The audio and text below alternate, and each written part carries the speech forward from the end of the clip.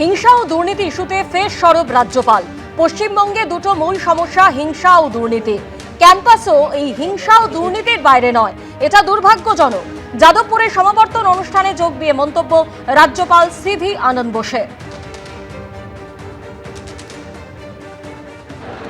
Two problems in Bengal are violence and corruption. It is very unfortunate that the campuses are also not free from this. This is to be viewed very seriously, particularly violence in the campus. I have asked the Indian Space Research Organization to give me drone facilities to identify who comes in and goes out of this university. Any outsider, anybody who is not a part of this university will not be allowed to come and stay here and create problems. These things will be addressed in a very proactive manner, effective manner. আপনারা শুনলেন রাজ্যপাল CV আনন্দ বোস যাদবপুরের সমাবর্তন অনুষ্ঠানে যোগ দিয়ে যে মন্তব্য করলেন যে পশ্চিমবঙ্গে দুটো মূল সমস্যা হিংসা ও দুর্নীতি। ক্যাম্পাসও এই হিংসা ও দুর্নীতির বাইরে নয়, এটা দুর্ভাগ্যজনক। তিনি আরো বলেছেন, ইসরোকে বলেছি ড্রোনের ব্যবস্থা করতে, ক্যাম্পাসে কারা ঢুকছে কারা বেরোচ্ছে দেখা হবে, বহিরাগত কাউকে ভেতরে ঢুকতে দেওয়া হবে না, কড়া বার্তা রাজ্যপাল সিভি আনন্দ বোসের।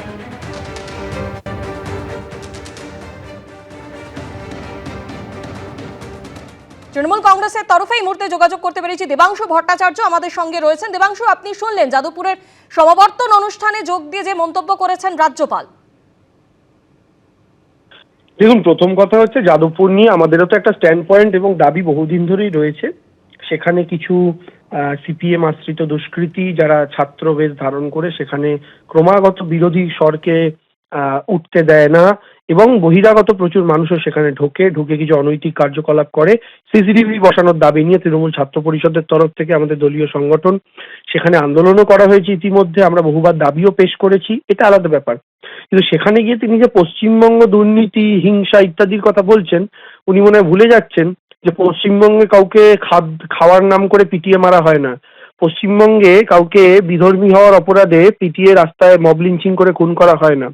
পশ্চিমবঙ্গের মাটিতে দুর্নীতির কথা তিনি বলছেন, তিনি যে রাজনৈতিক দল দ্বারা প্রেরিত পশ্চিমবঙ্গে, সেই রাজনৈতিক দলের পশ্চিমবঙ্গের বিরোধী দলনেতা দুর্নীতি করেই সবার প্রথম কুপরিচিত হয়েছিলেন গোটা রাজ্যের মানুষের কাছে। এবং সর্বোপরি তিনি যে দলের তরফ থেকে প্রেরিত, সেই দল সমস্ত দুর্নীতিবাজদের নিয়ে হজম করে ফেলেছে, এত শক্তিশালী তাদের লিভার। ফলে তিনি অন্তত এই সমস্ত কথাগুলো না বললেই ভালো হয়। তিনি রাজ্যপাল পদ্মপাল হওয়ার দিকে, আগের রাজ্যপাল যেমন পদ্মপাল হওয়ার দিকে যাত্রা করেছিলেন, করে একটা বড় পোস্ট পেয়েছিলেন, তারপরে কিন্তু সেই পোস্ট থেকেও তাকে সরিয়ে দেওয়া হয়েছে ফাইনালি। ফলে ইনি যদি ভাবেন যে উনি জগদীপ ধনকর হতে চাইবেন, জগদীপ ধনকরের পরবর্তী পরিণতিটা কিন্তু ভালো হয়নি। দয়া করে রাজ্যপালের দায়িত্বই পালন করুন, রাজনৈতিক মুখপাত্রের কাজ করবেন না। অনেক ধন্যবাদ দেবাংশু আমাদের সঙ্গে কথা বলার জন্য।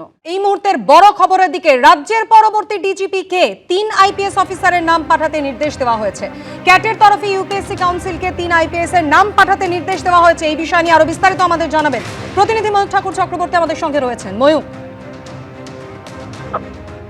দেখো, কিছুদিন আগে senior IPS officer Rajesh Kumar তিনি ক্যাটের কাছে একটা পিটিশন করেন এবং পিটিশন করে তিনি যেটা দাবি করেন যে সময় ইউপিএসসি কাউন্সিলের মিটিং করার কথা ছিল রাজ্যের ডিজি নিয়ে, সেই সময় তাদের চাকরির মেয়াদ 6 মাসের বেশি ছিল, কিন্তু সেই সময় তারা মিটিংটা করেননি। তার পরবর্তী ক্ষেত্রে তারা মিটিং করেছেন এবং যাতে এই রাজেশ কুমার, তিনি একজন সিনিয়র আইপিএস অফিসার যিনি ডিজি হওয়ার লড়াইয়ে ছিলেন, তিনি ডিপ্রাইভ হচ্ছেন ইউপিএসসি কাউন্সিলের এই লেটে মিটিং করার জন্য। এর প্রেক্ষিতে তিনি ক্যাটে একটা পিটিশন করেছিলেন। সেই পিটিশনের নিরিখে গতকাল এই সেন্ট্রাল অ্যাডমিনিস্ট্রেটিভ ট্রাইব্যুনালের তরফ থেকে একটা নির্দেশ দেওয়া হয়েছে ইউপিএসসি কাউন্সিলকে এবং সেই নির্দেশে যেটা বলা হয়েছে যে দ্রুত, সেটা যতটা তাড়াতাড়ি হয় সম্ভব, দ্রুত ইউপিএসসি কাউন্সিলের তরফ থেকে 3 জন সিনিয়র আইপিএস অফিসারের নাম রাজ্যকে পাঠাতে হবে। যে 3 জন সিনিয়র আইপিএস এর মধ্যে একজনকে স্টেটের তরফ থেকে সিলেক্ট করা হবে রাজ্যের পরবর্তী ডিজিপি হিসাবে। আগামী 31শে জানুয়ারি রাজ্যের বর্তমান যিনি ডিজিপি রাজীব কুমার, তার অবসরের সময় রয়েছে, তিনি রিটায়ার করবেন। ফলত ঠিক সেই জায়গায় দাঁড়িয়ে আজকে ক্যাটের নির্দেশ ইউপিএসসি কাউন্সিলকে দ্রুত 3 জনের নাম রাজ্যকে পাঠাতে হবে। যে 3 জনের মধ্যে রাজ্য ঠিক করবে কে ডিজিপি হবে, এটা যথেষ্ট সিগনিফিক্যান্ট বলেই মনে করা হচ্ছে। ধন্যবাদ ময়ূর। এসআইআর শুনানির আগে মাইক্রো অবজারভারদের সঙ্গে বৈঠক সিইওর। নজরুল মঞ্চে অবজারভারদের সঙ্গে বৈঠক রাজ্যের মুখ্য নির্বাচনী আধিকারিকের। বৈঠকে হাজির স্পেশাল রোল অবজারভার সুব্রত গুপ্ত। 4600 জন মাইক্রো অবজারভারদের প্রশিক্ষণও দেওয়া হবে এই বৈঠকে। 27 ডিসেম্বর থেকে এসআইআর এর শুনানি শুরুর আগেই এই বৈঠক নির্বাচন কমিশনের। শুনানি পর্বের আগে মাইক্রো অবজারভারদের নিয়ে শুরু হলো ট্রেনিং বৈঠক। নজরুল মঞ্চে এই বৈঠক শুরু হয়েছে। আমরা দেখতে পাচ্ছি এখানে প্রায় 2 ধাপে এই বৈঠক হবে এবং সেক্ষেত্রে বলে রাখি যেখানে 4600 জন মাইক্রো অবজারভার থাকবে। শুনানি পর্বে তাদের বিশেষ গুরুত্ব রয়েছে। এই মুহূর্তে আমরা দেখতে পাচ্ছি যে মুখ্য নির্বাচনী আধিকারিক মনোজ কুমার আগরওয়াল রয়েছেন, স্পেশাল অবজারভার সুব্রত গুপ্ত রয়েছেন এবং তার সঙ্গে সঙ্গে অন্যান্য আধিকারিকরাও রয়েছে। শুনানি পর্বের আগে মাইক্রো অবজারভারদের নিয়ে ট্রেনিং বৈঠক। নজরুল মঞ্চে কিন্তু এই বৈঠক হচ্ছে, 2টি ধাপে এই বৈঠক হবে।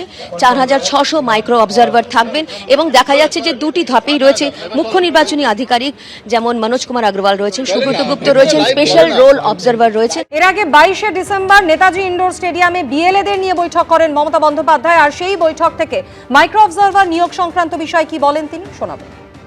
সেন্ট্রাল গভর্নমেন্টের এজেন্সিরও অনেক বিএলও লাগিয়েছে, এই প্রথম মাথায় রাখবেন। আমার কাছে স্টেট সেন্টারে কোনো পার্থক্য নেই। আমি সবাইকে বলছি যার যার দায়িত্ব পালন করুন, আমাদের যতটা সহযোগিতা আছে আমরা করব। কিন্তু গায়ের জোরে যে কাজটা করতে 2 বছর লাগে সেইটা মাত্র 2 মাসে করতে হবে, যাতে গভর্নমেন্ট আগে থেকে 6 মাস কোনো ডেভেলপমেন্টের কাজ করতে না পারে। বিজেপি তুমি আমাদের সাথে কোনো কিছু খেলে পারবে না।